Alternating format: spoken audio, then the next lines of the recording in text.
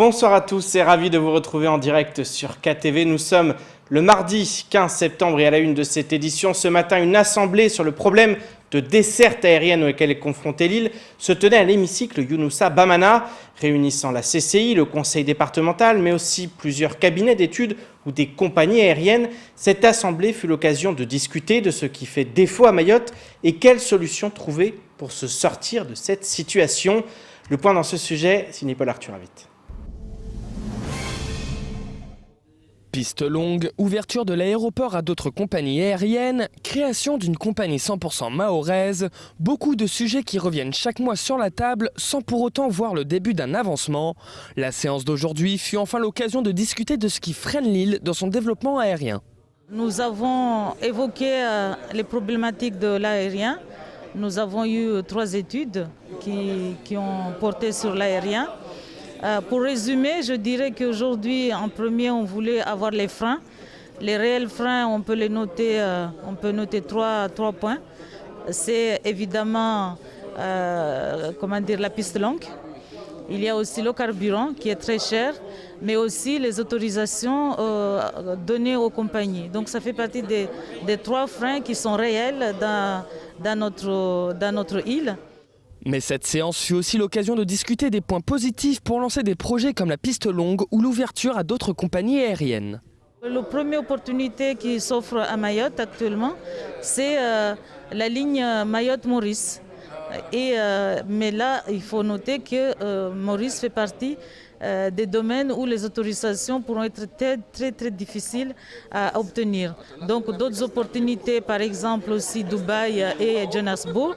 Et évidemment, le travail continue. Il faut noter qu'aujourd'hui, ce n'était qu'une information, un premier jet, un bilan d'étape sur les 3 études lancées sur l'aérien.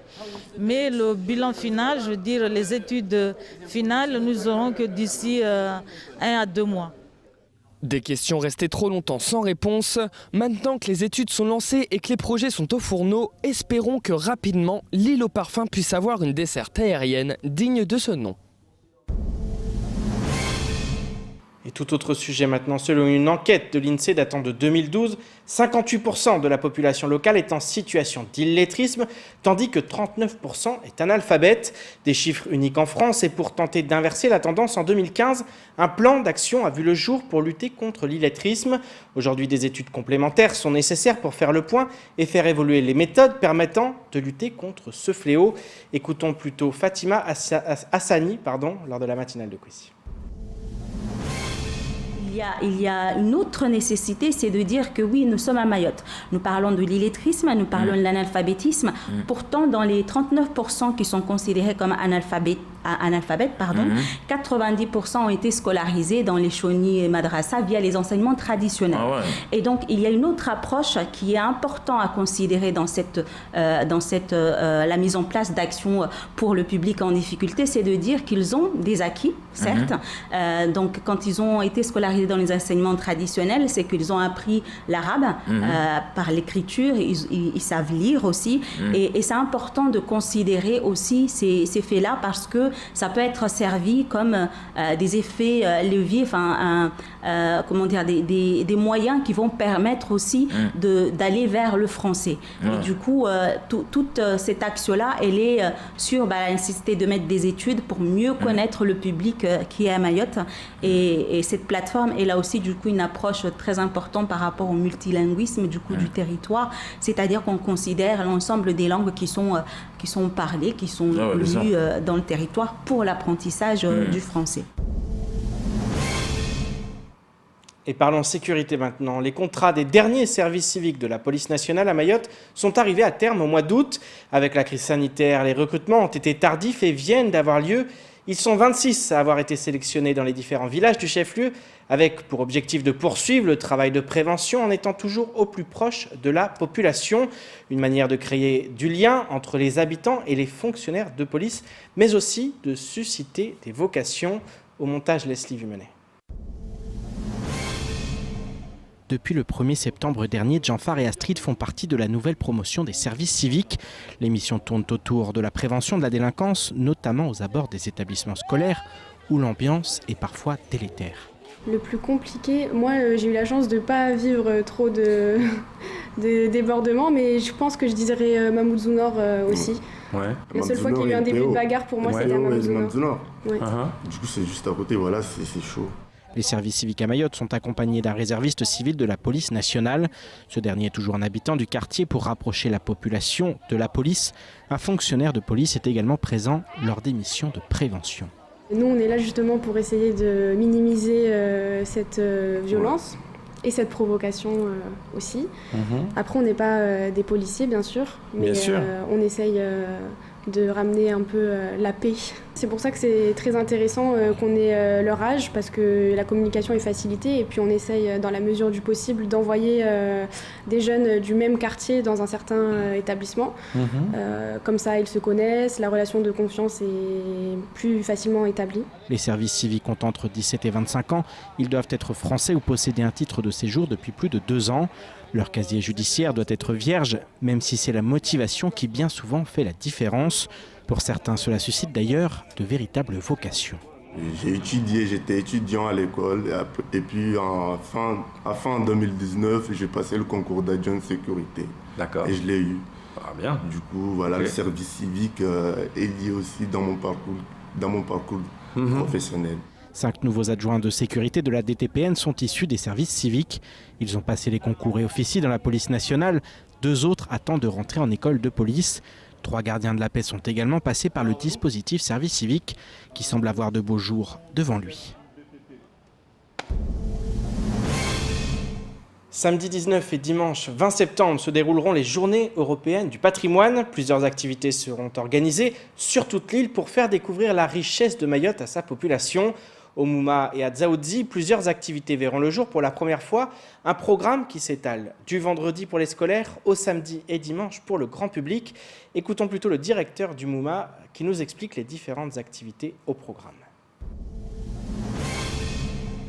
Le vendredi, c'est une journée spécifique donc dédiée aux scolaires. Donc là, les classes s'inscrivent et puis après, donc, il y a des activités qui sont prévues. Là, pour le musée, ça va être essentiellement la découverte du patrimoine naturel du parc de la résidence, plus des ateliers d'herbiers, comme des petits scientifiques donc, qui vont découvrir donc, le patrimoine. Le samedi, il s'agit d'une escape game sur le quartier historique donc, de Dzaoudzi, qui permet, à travers un jeu, de découvrir donc l'histoire de Dzaoudzi. Et puis il y a parallèlement, toujours ce samedi, la découverte d'un atelier qui sera restitué et qui est réalisé par des enfants de quartiers, on va dire, difficiles. On appelle ça des jeunes éloignés de la culture. Et donc, ils vont restituer un travail qu'ils ont fait sur les instruments de musique. Et puis le dimanche est une journée portes ouvertes, en fait, pour le parc de la résidence. Et place maintenant au reste de l'actualité locale avec notamment un nouveau site internet pour le parc naturel marin ou encore des évaluations de rentrée dans l'éducation nationale. Au montage, Leslie Vimenet. La délégation de Mayotte à la Réunion, la DMR, a été reçue vendredi 11 septembre par la direction de la CEMADER, constructeur, promoteur et bailleur social. Pour rappel, de nombreux étudiants mahorais ne réussissent pas à se loger sur le département voisin, les propriétaires refusant systématiquement leur dossier. Au cœur des échanges donc, l'une des missions de la délégation, à savoir l'accès au logement des familles et étudiants en provenance de Mayotte. Cette prise de contact a permis d'identifier un référent au sein de la structure pour la gestion locative, un premier pas vers la levée des difficultés d'accès au logement pour les familles mahoraises et la prise en compte de la dimension culturelle dans l'attribution des logements. Un prochain rendez-vous est prévu avec l'Association régionale des maîtres d'ouvrages sociaux et aménageurs Océan Indien et la responsable du développement social urbain de la CEMADER. Le site internet du parc naturel marin de Mayotte a fait peau neuve. L'adresse n'a pas changé et reste www.parc-marin-mayotte.fr. Il est désormais permis d'y trouver les actualités du parc ainsi que de nombreuses documentations. Le site accueille également la présentation des actions mises en œuvre par le parc pour améliorer la connaissance du milieu marin mahorais et le préserver. Les internautes peuvent consulter des fiches informatives sur les habitats marins mahorais et les espèces emblématiques qui y vivent, sur les activités humaines affectant le milieu marin et sur le patrimoine culturel maritime mahorais. Une rubrique est par ailleurs dédiée aux bonnes pratiques que le grand public peut adopter en mer, dans la vie quotidienne ou collectivement pour préserver le lagon de Mayotte. Nous vous souhaitons une agréable navigation sur le site dédié à la mer à Mayotte, accessible également sur téléphone mobile. L'équipe reste bien sûr à votre disposition pour répondre à toutes vos questions, indique le parc dans un communiqué. Comme les années précédentes, les élèves de CP et de CE1, tout comme les élèves de 6e et de seconde, seront évalués. Les évaluations ont débuté hier et durent jusqu'au 25 septembre pour les CP et les CE1 et du 14 septembre au 2 octobre pour les élèves de 6e et pour les élèves de seconde. Les tests de positionnement seront reconduits pour les élèves de classe de seconde et pour la première fois, les élèves de première année de CAP pourront y participer. Ces évaluations à vocation pédagogique vont permettre aux enseignants de repérer les forces et les faiblesses de leurs élèves et d'envisager des moyens de remédiation.